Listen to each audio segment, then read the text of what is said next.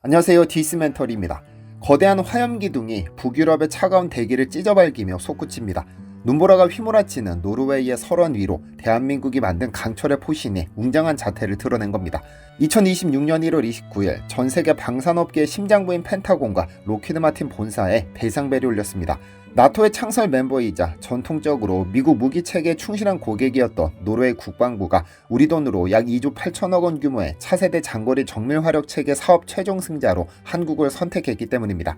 미국의 자존심 하이마스가 아닌 대한민국의 하나 에어로스페이스가 만든 K239 천무가 낙점된 것이죠. 이것은 단순히 무기 몇 대를 팔았다는 차원의 뉴스가 아닙니다.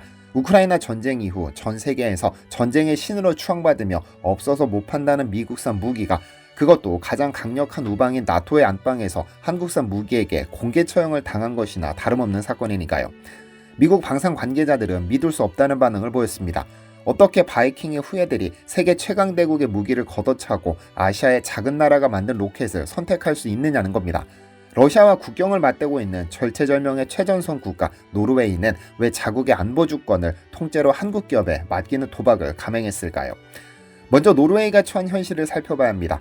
지도 위에서 노르웨이를 보면 길게 뻗은 국토의 북쪽 끝 198km가 러시아와 맞닿아 있습니다. 러시아의 우크라이나 침공을 지켜보며 노르웨이 군 수뇌부는 뼈저린 교훈을 얻었습니다. 현대전은 결국 포병 싸움이고 적이 국경을 넘기 전에 수백 킬로미터 밖에서 적의 보급로와 지휘소를 타격할 수 있는 장거리 화력이 없으면 죽은 목숨이라는 사실 말이죠. 그럼에도 기존 노르웨이 육군의 화력으로는 밀려오는 러시아 기갑부대를 막아내기에 역부족이었는데요. 위기감이 팽배해진 노르웨이는 서둘러 지갑을 열었습니다. 조건은 단 하나, 가장 멀리, 가장 정확하게, 그리고 가장 빨리 쏠 수 있는 무기를 도입하는 것이었습니다. 당초 이 사업의 유력한 우승 후보는 단연 미국의 하이마스였습니다. 하이마스는 우크라이나 전장에서 러시아군의 탄약고를 족족 타격하며 게임 체인저 역할을 톡톡히 해낸 검증된 무기입니다.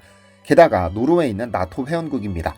전쟁이 나면 미군과 연합작전을 펼쳐야 하는데 탄약 호환성이나 통신 체계를 생각하면 미국 무기를 쓰는 게 너무나 당연한 선택이었죠. 하지만 막상 뚜껑을 열어보니 상황은 전혀 다르게 흘러갔습니다. 왜냐하면 미국은 스스로의 성공에 발목이 잡혀 있었기 때문입니다. 우크라이나 전장에서 하이마스의 명성이 높아지자 전 세계에서 주문이 폭주하기 시작했습니다. 발트 3국, 폴란드, 호주, 대만까지 너도 나도 하이마스를 달라고 줄을 섰습니다. 문제는 로키드 마틴의 생산 라인이 이 수요를 감당하지 못한다는 점. 공장을 24시간 풀 가동해도 대기 물량을 소화하려면 3년, 아니 5년이 걸릴지 모르는 상황이었죠. 미국 측 협상단은 노르웨이 정부에 순번이 좀 밀려 있어서 몇 년 기다리라는 말밖에 할 수 없었습니다. 하지만 노르웨이 국방부 장관의 표정은 싸늘했습니다. 지금 당장 러시아군이 국경에서 훈련을 하고 있는데 몇 년을 기다리라는 건 죽으라는 말과 다르지 않았으니까요. 안보 공백을 메우기 위해 시작한 사업인데 무기가 없어서 손가락만 빨고 있어야 한다는 건 어불성설입니다. 바로 이 틈을 한국의 하나 에어로스페이스가 파고들었습니다. 한국 협상단은 노르웨이 국방부 테이블 위에 두 가지 카드를 던졌습니다. 첫째, 우리는 당신들이 원할 때 즉시 줄 수 있다. 둘째, 우리는 미국이 못 주는 것까지 줄 수 있다. 단순한 호언장담이 아니었습니다. 한국은 이미 옆나라 폴란드에서 기적을 보여준 전례가 있습니다. 계약서의 잉크가 마르기도 전에 K2 전차와 K9 자주포를 배에 실어 보내는 미친 속도전. 마치 편의점에서 물건 사든 무기를 찍어내는 한국의 방산 능력을 노르웨이도 똑똑히 목격했습니다. 로이터 통신의 보도에 따르면 노르웨이 정부 관계자는 한국의 공급 역량은 경쟁사를 압도했다고 인정했습니다. 미국이 하세월을 외칠 때 한국은 납기 준수를 보증수표로 내건 겁니다. 하지만 노르웨이가 단순히 급해서 혹은 한국산이 빨리 배송되어서 천무를 선택했을까요? 그것도 아닙니다. 노르웨이는 깐깐하기로 소문난 북유럽 국가로 성능이 떨어지면 아무리 빨리 져도 거들떠보지도 않습니다. 하지만 천무가 낙점된 진짜 이유는 따로 있었습니다.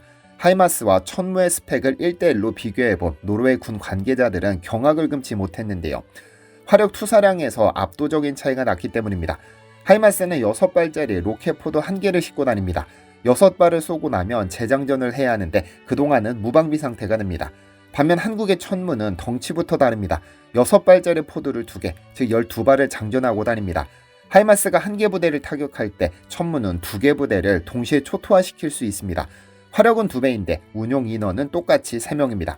가성비를 따지는 국방예산 담당자뿐만 아니라 실제 전장에서 목숨을 걸고 싸워야 하는 군인들 입장에서도 천무는 거부할 수 없는 매력적인 선택지였죠. 하지만 결정적인 승부처는 따로 있었습니다. 노르웨이가 한국을 선택할 수밖에 없게 만든 치명적인 한방, 사거리였습니다. 노르웨이는 국토가 남북으로 길게 뻗어 있고 복잡한 해안선이 끝도 없이 이어지는 지형입니다. 지도만 봐도 답이 나옵니다. 적이 해상으로 접근하거나 국경 너머 깊숙한 곳에 보급기지를 숨겨두면 기존의 사거리 40km, 80km짜리 포탄으로는 어림도 없죠. 손이 닿지 않는 곳에서 적이 우리를 조준하고 있다는 공포. 그래서 노르웨이 국방부가 내건 가장 까다로운 조건이 바로 사거리의 확장성이었습니다. 기존 300km를 넘어 500km 밖의 적까지 타격할 수 있는 능력을 요구한 겁니다. 여기서 하이마스는 난관에 봉착했습니다. 물론 미국에게도 프리즘이라는 사거리 500km급 차세대 미사일이 있습니다. 문제는 그림의 떡이라는 점. 미군조차 이 미사일이 부족해서 허덕이고 있는데 동맹국에 팔 물량이 있을 리 만무합니다. 미국 측은 난색을 표했습니다. 지금은 어렵고 미군 배치가 끝나면 빨라도 2030년은 넘어야 수출이 가능하다고 했죠. 이때 하나 에어로스페이스가 비장의 무기를 꺼내들었습니다. 이미 한국에는 500km급 전술 지대지 미사일 기술이 완성되어 있고 이걸 천무 발사대에 통합해주겠다고 제안한 겁니다. 천무, 이름 그대로 하늘을 뒤덮는 무기라는 뜻입니다. 천무의 진정한 무서움은 바로 플랫폼의 유연성에 있습니다. 쉽게 말해 거대한 레고블록과 같습니다. 발사대 하나에 130mm 로켓부터 230mm, 400mm, 그리고 600mm급 대구경 미사일까지 컨테이너만 갈아 끼우면 무엇이든 쏠 수 있는 만능 플랫폼이라는 점입니다. 전장의 상황에 따라 소총수가 되었다가 저격수가 되었다가 때로는 포병이 될 수 있는 변신 로봇인 셈입니다.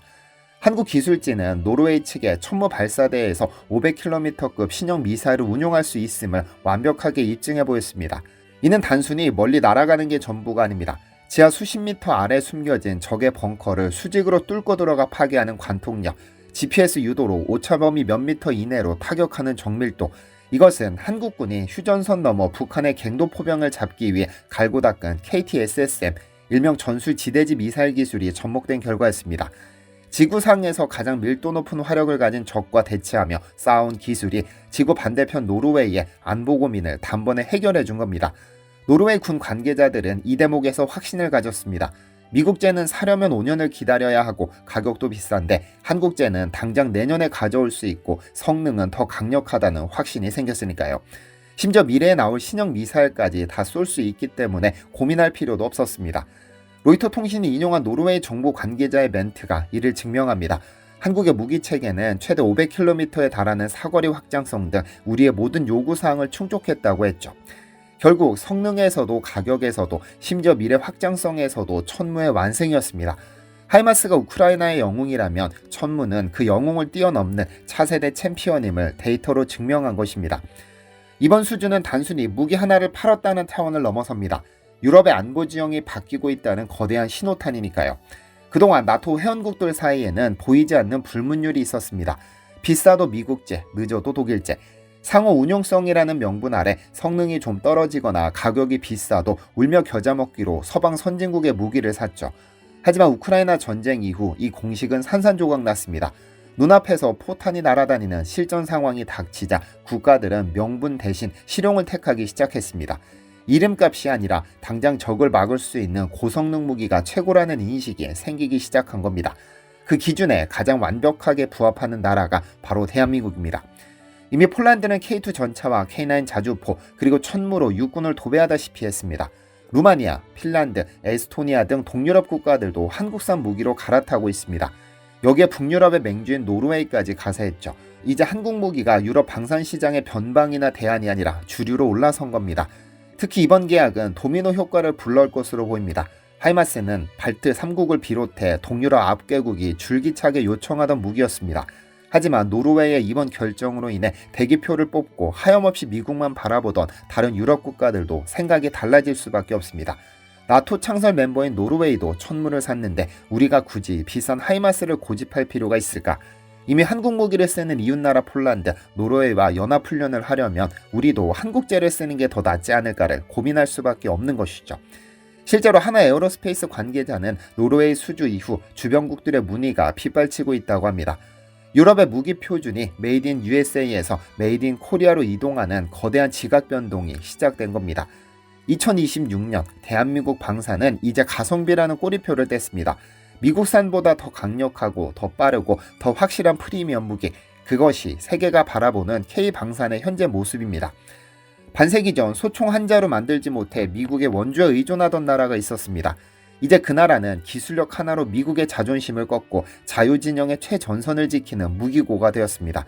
노르웨이의 차가운 서러운 이를 지키게 될 16문의 천무발사대, 그것은 러시아의 야욕을 억제하는 가장 강력한 방패이자 대한민국 기술력이 세계 평화를 지키고 있다는 자랑스러운 징표가 될 것입니다.